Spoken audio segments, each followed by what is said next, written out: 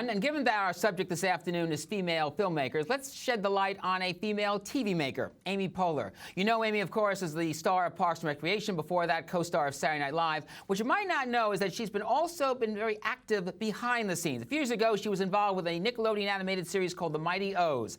And August 5th, she steps out again behind the camera as the executive producer of Difficult People. It's Hulu's latest television series produced here in New York. It stars Julie Klausner, who created the series. She's a comedian and podcaster. And the popular Billy Eichner, yes, Billy on the Street from Fuse fame, who's taking his series to the Turner Networks, TBS and True TV later this fall. Here's a scene from Difficult People, which premieres on August 5th.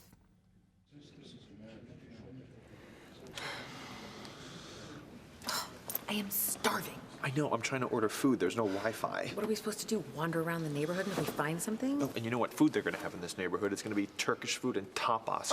Kill me. Why is this happening to us? Shh.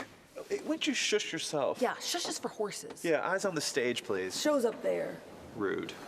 A moment of silence for the deceased, please. Miss, you know we can get a falafel? Do you know if there's like a pizza place around here? Like just you can get a slice or... Anyone have a Cliff Bar?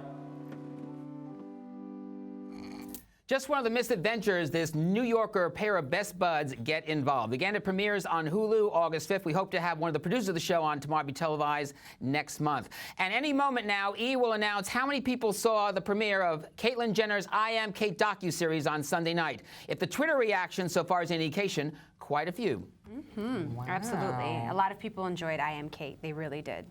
Yeah. By the way, a coda on our segments today on female filmmakers. The Made for New York Media Center is also a very good sponsor, association with New York Television Festival, which we cover on the program. And I hope that some of the members of the Made in New York people get involved with New York TV Festival. That'll be in October. And secondly, there are some television directors that are involved in the Film Fatales group that you had on a few minutes ago. And I hope that some of those people will be on our show. I incidentally think that they should maybe be a TV subdivision of that group.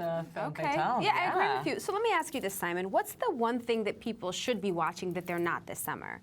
I think one of the things that they should be watching is Mr. Robot. I think it's one of the big winners this year, certainly as we go into midsummer. USA has done a fantastic job promoting the series. It was shown at Tribeca, it was shown at South by Southwest. Sam, the creative producer, is a first-time TV maker. He has already gotten a contract with Universal Cable Productions on the basis of this series. Navi, who is the star of the show, is a find, one of the great new finds of this year. Person of color, I might add, as well. And in the series is so well produced and written, and it just you hang on every minute because you never know what corner the show is going to go to. And this is one of a number of series that we've seen premiere this year, dealing with the whole subject of technology, where it is going, whether it's cyberspace, whether it's hacking. In the case of Humans on AMC, another great series this year.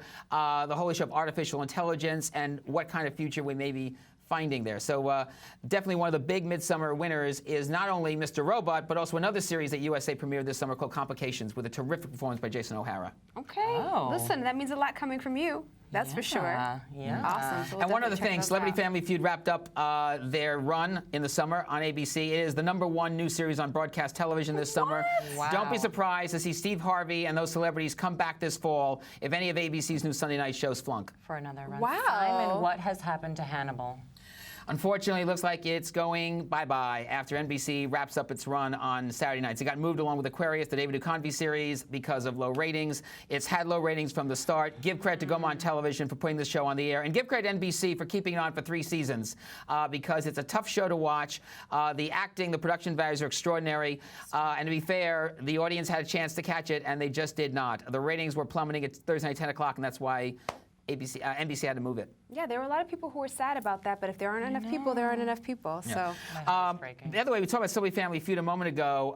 On the other hand, in terms of a midsummer loser, a big loser is Fox's game shows. They really staked a lot on game shows this summer. The revival of Are You Smarter Than a Fifth Grader with Jeff Foxworthy, then Boom from Keshet, the Homeland producers. There was also Knockout which is a competition series, and more. And now recently, Knock Knock Live, which is having its second episode with Ryan Seacrest tonight on Fox, and each of them is flunked. I was very surprised personally about the failure of Are You Smarter Than a Fifth Grader? I thought the revival was terrific. They gave $10,000 to a deserving school if one of the contestants answered the $10,000 question, and they saw the school and their students by Skype.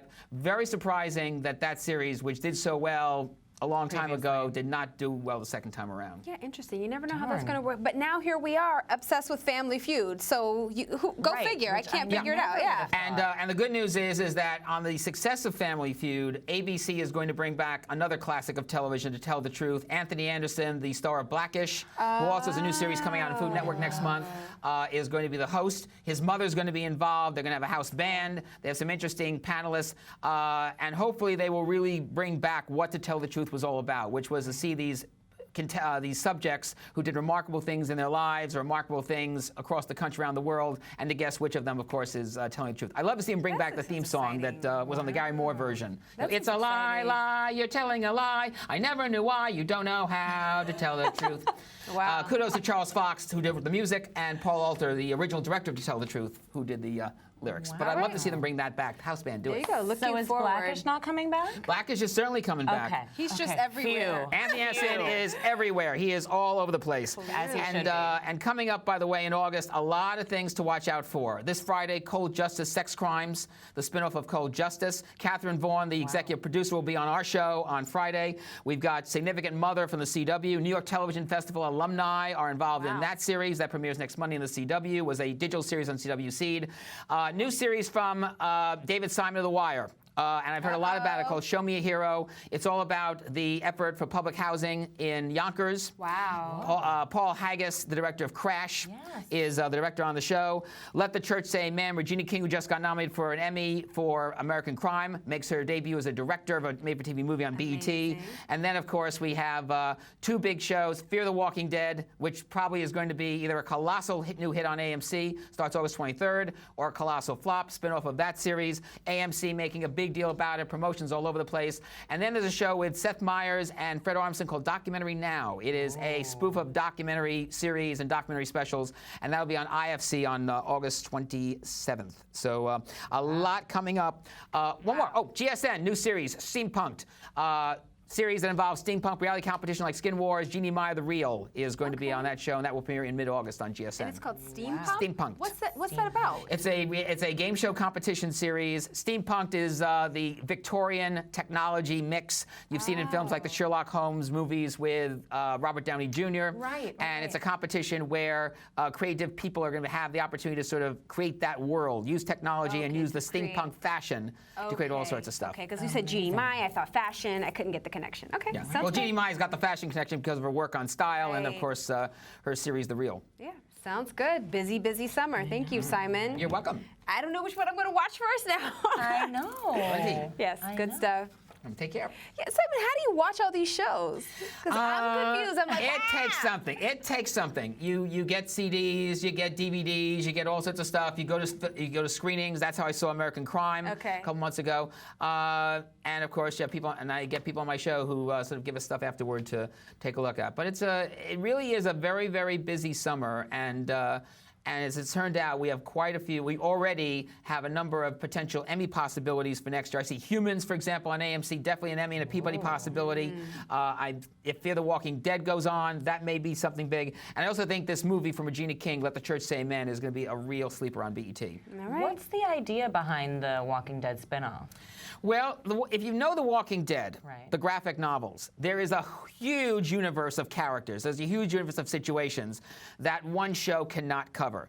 And in this case, unlike The Walking Dead, which is shot out of Atlanta, this show is going to be shot out of Los Angeles, whole different cast, and it goes more into how the zombie apocalypse came to be. So you get more of the backstory. The origins. I love backstories. the origin Love it. story. Okay. And one thing about both shows, The Walking Dead and Fear the Walking Dead, that people don't, I think, appreciate as much as they should, and people in the industry don't. It's one of the most diverse shows on television. Most of the writers and directors are people of color, the cast, and I think that is a big reason why Walking Dead is popular, because people see themselves in those characters, and there's a wide range of characters, wide range of color.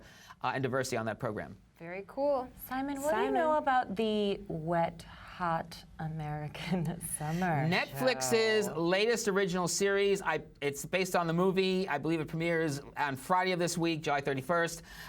The buzz is it's well done, and that Netflix is already looking at doing a sequel. And I understand that the producers of the original film are involved. Some of the original cast is involved. And on the subject of Netflix, early next month, they're launching their first Spanish language series. It's called Club de Cuevas. It's about the trials and tribulations of a pro soccer team in Mexico. And while there may be some people who are like, oh, please do the show in the United States as opposed to Mexico, there is a, to explain that, there's, in the world of Spanish language television, there's been an ongoing debate about having dramatic shows in particular being done in the United States with U.S. Latino writers and producers and directors, as opposed to having it done out of Mexico or Puerto Rico, because they'd like to see themselves reflected.